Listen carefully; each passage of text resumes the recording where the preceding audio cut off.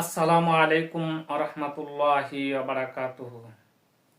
বন্ধুরা, যে যেখান থেকে আমাদের আজকের ভিডিও দেখছেন এবং শুনছেন, সকলকে টিআই টিভি এর পক্ষ থেকে অফুরন্ত ভালোবাসা ও শুভেচ্ছা রইল। সাথে সাথে আপনাদেরকে জানাচ্ছি ঈদুল আজহার শুভেচ্ছা ও ঈদ মোবারক। আজকে যে বন্ধুরা আপনাদের সম্মুখে এসেছি দু একটি কথা বলার জন্য, কথাগুলি খুবই গুরুত্বপূর্ণ। কুরবানি সংক্রান্ত দু একটি মাসালা নিয়ে আমি আজকে আলোচনা করব। যদি আমার আলোচনায় কোনো ত্রুটি বিচ্যুতি থাকে তাহলে ক্ষমা সুন্দর দৃষ্টিতে দেখবেন, আর যদি আমার কথাগুলি সঠিক হয়ে থাকে তাহলে প্রচার করার চেষ্টা করবেন। এই প্রত্যাশা রেখেই আমি শুরু করছি। বন্ধুরা, আমরা ছোটবেলা থেকেই দেখে আসছি,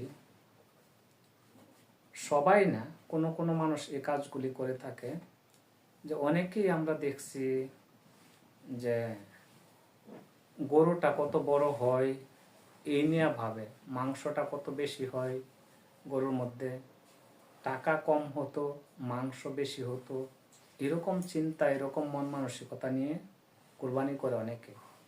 আসলে প্রকৃত কথা হচ্ছে এই, যে কুরবানির গরু হতো সুন্দর, যে কোনো পশু, কুরবানির যে কোনো পশু, গরু হোক, ছাগল হোক, ভেড়া হোক, দুম্বা হোক, উট হোক, যাই হোক, সেটা হতো সুন্দর, আরও হতো নিখুঁত, এরকমটা হওয়া উচিত। যাই হোক বন্ধুরা, আমি যা বলতেছিলাম, যে আমরা এই যে অনেক বড় গরু হতে হবে, তারপর গরুর মধ্যে মাংস বেশি হতে হবে, এই ধরনের চিন্তা চেতনা যেন আমরা না থাকে। আমরা চিন্তা চেতনা হওয়া উচিত যে আল্লাহ পাকের কাছে কোরবানির গরুর রক্ত মাংস পৌঁছে না, পৌঁছে আমাদের নিয়তটুকু। আমরা কি নিয়ত করছি আল্লাহ পাক কিন্তু অন্তর্জামী। যাই হোক, আমাদের নিয়তটাই হচ্ছে আসল।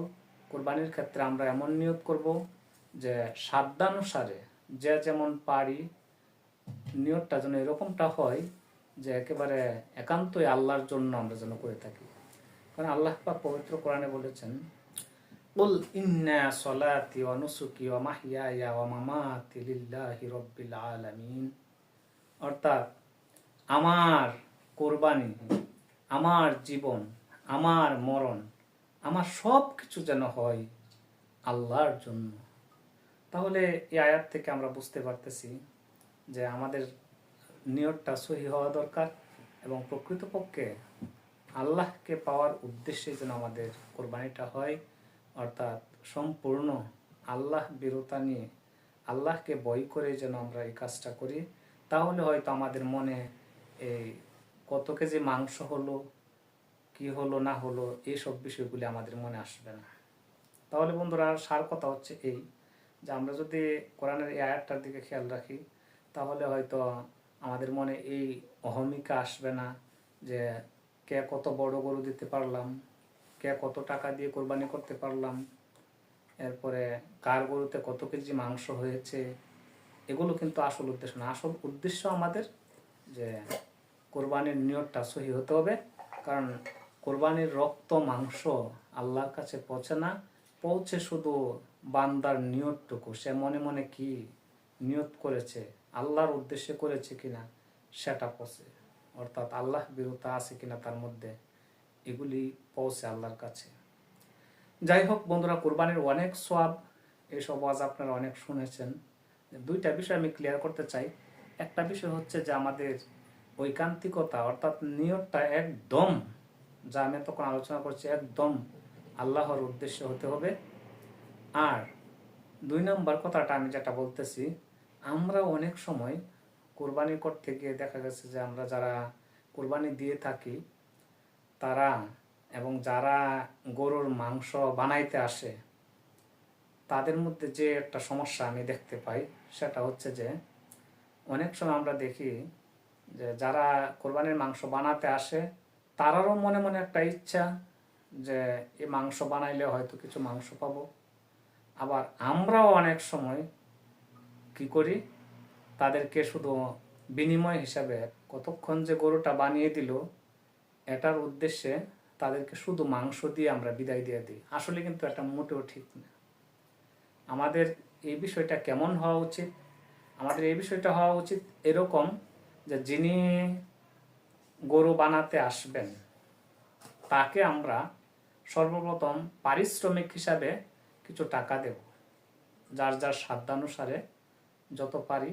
একটা গরু বানাইতে কি পরিমাণ শ্রম হতে পারে, কি পরিমাণ পারিশ্রমিক আসতে পারে, এই হিসেব করে যে কজন থাকে সকলকে এটার এই পারিশ্রমিকটা আগে দেব। দেওয়ার পরে মনে মনে ধরে নিতে হবে যে এর মধ্যে তারা আর মাংসর দাবি রাখতে পারবে না, পারিশ্রমিক পেয়ে গেল। এখন যদি আমরা সেটা দেই, এটা হচ্ছে আমাদের ব্যক্তিগত ব্যাপার স্যাপার, ঠিক আছে?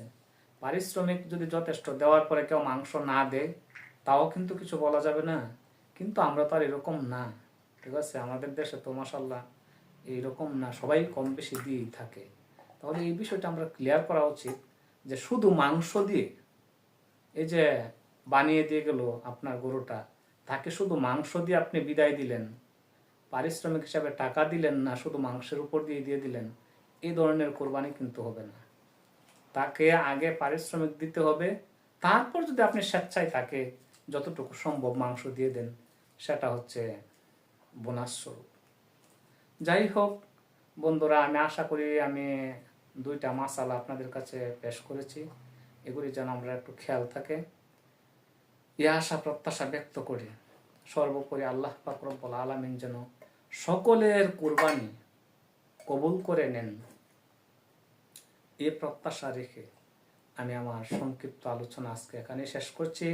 সাথে সাথে জানাচ্ছি দেশ ও দেশের বাহিরে যে যেখান থেকে আমার আজকের এই ভিডিও দেখছেন এবং শুনছেন, সকলকে জানাচ্ছি ঈদ মুবারক। আসসালামু আলাইকুম ওয়া রাহমাতুল্লাহি ওয়া বারাকাতুহু।